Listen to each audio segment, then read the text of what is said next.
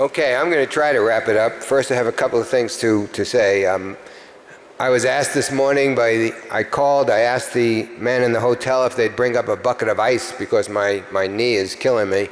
And he looked at me and he said, "You're an athlete, aren't you? A very famous athlete." And I thought I'd go with it for a few minutes, so I said, "Yes, I am." And he said, "Where are you from?" And I said, "Los Angeles." And he said, "What's your sport?" I said, "My sport was," and this is how the injury occurred. I'm not much of a golfer, and I was late to show up with my friends, and I was running with my shoes under one arm and other stuff on my other arm, and there was this big flight of steps, which I hadn't seen. So I went over those steps. Lo and behold, I'm doing well, I'm limping, and I'm not really much of an athlete. So let me start that one. And in spite of the pain, he made the effort to sit on an airplane for over 20 hours to come to this conference. Thank you. But that was caused by I was attending the Davos Festival a number of months ago when I was summoned to President Shimon Peres's room. And I thought, what an honor. Whatever it is, anything he's about to say to me, I can't wait to hear it. I'd love to ask some questions of my own about Israel and about how things are going. And we had a lovely, lovely gathering. I was just blown away by, I think, perhaps one of the smartest men in the world, happens to be your leader and president. And part of that had to do with the fact that he had asked if I would come here and be here for this occasion for the 60th anniversary of Israel. I thought, Israel's a little younger than I am, but I guess that would be a great idea. I'm proud and honored to have been invited and to be here with you to celebrate this great occasion. Thank you. I do a little wrapping up because I have a few other things. When I was listening to Sergey, who's totally brilliant, and his company have done a fantastic job, as we all know, around the world. Sergey, you did mention something about you can go online, you can do things like booking flights. I didn't realize you can book flights on private airplanes when you go to Google. So if that's an available service, perhaps we should share it with everybody. And it could be it's on email. Okay, it goes well. I just have to accuse Sue Decker of something. Sue, of course, the president of Yahoo, was the chief financial officer of Yahoo for a number of years and fantastic at her job. And about 2 years ago, I was here with my wife in Israel, and our host, Anan Milshant, made sure that we saw everything, and I mean everything, within about a 3 or 4 day period. And when I came home, I was so blown away and so excited about the fact that now Yahoo has to open up a research and development center in Israel. And so, well, wait, it didn't happen that way. I want to tell it the real way. So I, called my CFO in and I said, look, we have to be in Israel. They have great talent, great people. I know we meet them when they come to California and New York. We need to open a center in Israel. Well, needless to say, nothing happened, and we didn't open it. But I see when you become president, you do open a center in Israel, so congratulations. Well done. Well done. I'm going to whip through a couple of things and then come to one topic that I'd like to talk about a little bit more. So I've been asked a number of times, so Terry, after being the chairman and CEO of Warner Brothers for about 20 years, what was it like? What were your first few days at Yahoo? What was the contrast? How did it change? And I should say that when I arrived, I said to the founder, Jerry Yang, I said, Jerry, I want to live like everyone else when I'm here. I don't want any special privileges. I want to be one of everybody. What I do at home is a different issue, but here at Yahoo, in Silicon Valley, I want to do exactly what everyone else do. So the first day, I of course didn't know my way, so I had somebody pick me up at the airport, and the driver came to Yahoo, and I said, we need to park this car.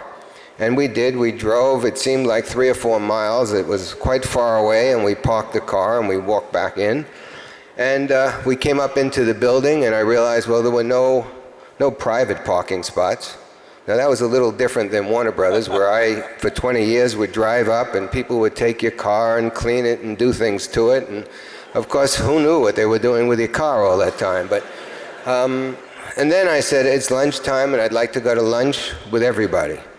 Okay, what I realized then is everybody gets their own tray and everybody waits online, including the chairman and the CEO of Yahoo.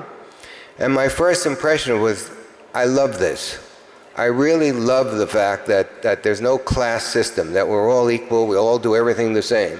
Now that was a little different than Warner Brothers, where I had my own dining room, my own chef, and all of the facilities of the past, as I would call them. And we went on, and obviously there were no offices at Yahoo, there were cubes, and entire buildings of cubes, and my first experience walking in was, is there anyone here?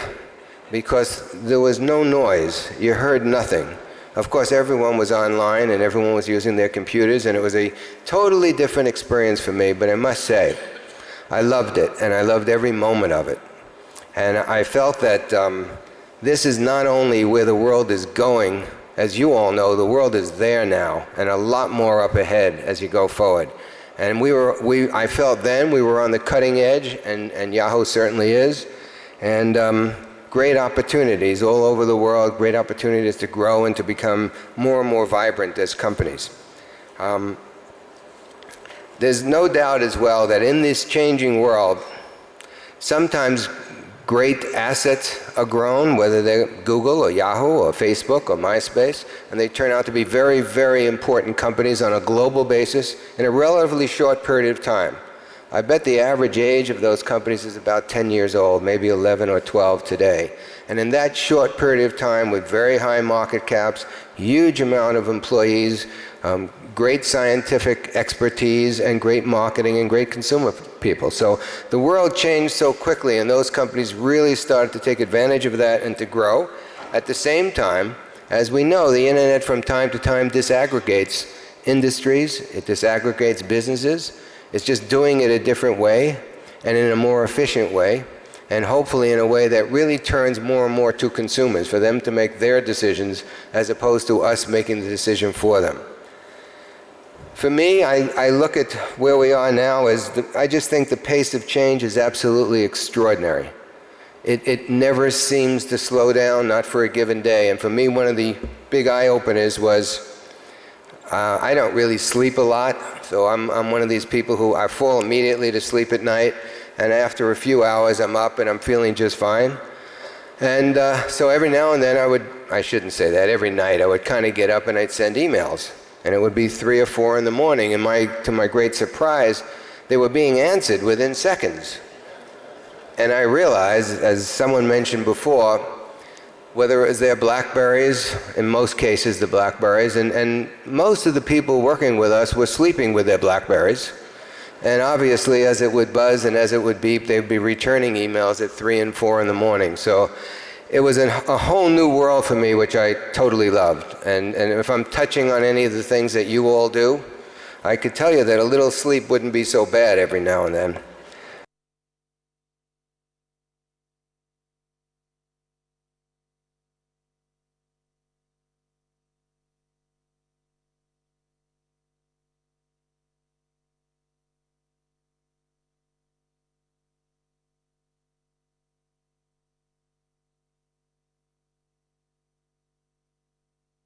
And we want to be the biggest provider of television. So at least he was astute enough to see change come and try to jump in the early days. So when you look at in the 1980s, the big studios were all fighting home video. They all thought that home video would lead to more and more piracy, it would kill them. And then of course it became one of the largest revenue sources of making movies. Here's one that I guess I was part of. There was the music industry, as some of us might remember it. And the meetings were about, now that it was being digitized, now that music was going online, what do we do about it? And as an industry, unfortunately, what they did was they started filing many, many lawsuits. How do they stop change? How do they hold back the time of change? And they sued everybody. They were suing companies, they were suing children, they were suing whoever they could sue, governments. And we all know that the end result of that was very negative.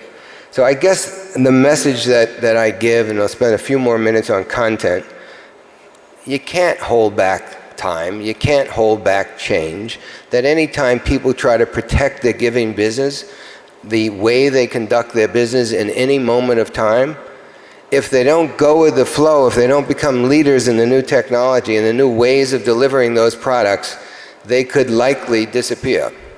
And unfortunately, to a large degree, music is still a wonderful product, but of course it's very, very difficult for many of the companies today to survive.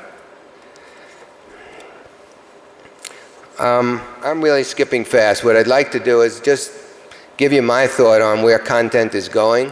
For many, many years, I always felt there was always this debate, is content king, or are the pipelines or the ways of getting them out king? I guess they were both extremely important. There was a common denominator around the world. Very few people owned those theaters.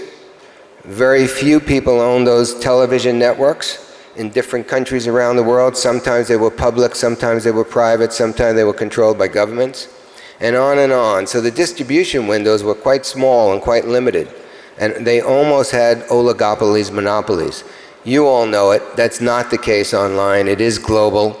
There are many, many channels and many, many opportunities and many platforms going online, and I think the future of content is better than it has ever been before. And to me, yes, it will require great premium content, and yes, user-generated content. And as much as people would say it's hard to monetize this today or that today, I think all that will be in the past in the next couple of years. It always takes a little time for advertising to catch up and monetization to catch up to great product and great content. So I'm a big fan of it. I think it's never going to be better than it will be coming up in the next couple of years. I think these are the best years for people who either help by user-generated and or by premium content. I think the world is going to get much better for all of that. Yossi, something you'd like to talk about?